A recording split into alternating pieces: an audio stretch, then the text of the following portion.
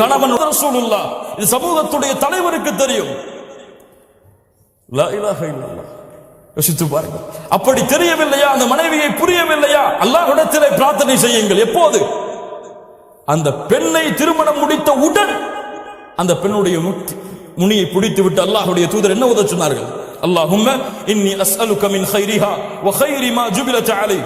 யா அல்லாஹ், இந்த பெண்ணுடைய நன்மைகளை எனக்கு கொடு, இயற்கையில் அமைந்த இந்த பெண்ணுடைய நன்மைகளை கொடு, தீமைகளை, இந்த பெண்ணிடத்திலிருந்து வரக்கூடிய தீமைகளை தடுத்து விடு, இந்த பெண்ணுடைய இயற்கையான தீமைகள், இந்த இயற்கை குணத்துடைய தீமைகளிலிருந்தும் என்னை பாதுகாத்து விடு.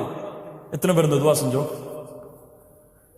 எத்தனை பேர் இந்த சுன்னத்தை ஆயாத்தாக்கணும்? இப்போ மீதி இருக்கவங்க எல்லாம் என்ன செய்வீங்க?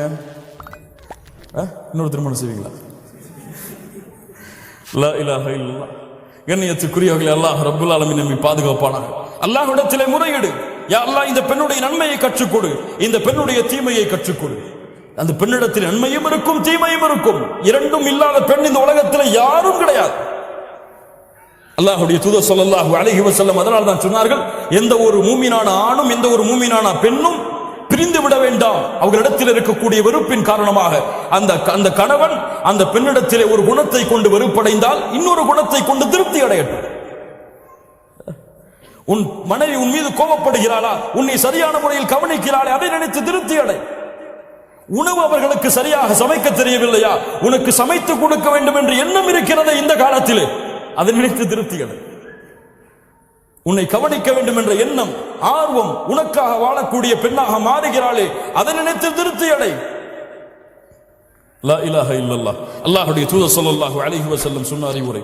அல்லாஹ் ரப்புல் ஆலமீன் சொல்கிறான், உங்களுடைய மனைவிமார்களிடத்திலே நல்ல முறையில் நடந்து கொள்ளுங்கள். அவர்களிடத்திலே சில வெறுப்பை கண்டால் அல்லாஹ் ரப்புல் ஆலமீன் அந்த வெறுப்பை பல நன்மைகளாக அல்லாஹ் உங்களுக்கு ஆக்கி தருவான். குர்ஆன் கொடுக்கக்கூடிய சான்று கண்ணியத்துக்குரியவர்களே. இரண்டாவது, உங்களுடைய மனைவி கிடைத்தால் உங்களுடைய மனைவியுடைய பொருத்தத்தை அடைவதற்காக வாழ முயற்சிக்காது, முடியாது. எந்த பெண்ணுடைய பொருத்தத்தையும் உலகத்தில் யாரும் அடைய முடியாது. நீங்க தங்கத்தை வாங்கி கொடுங்க, கோடி கோடியா கொட்டுங்க, அந்த பெண் உங்களை கொண்டு திருப்தி அடையவே மாட்டார். வேண்டும் வேண்டும் வேண்டும், என் கணவனுக்கு அது செய்யலையே தான் யோசிப்பா. அது பெண்ணுடைய இயற்கை குணம்.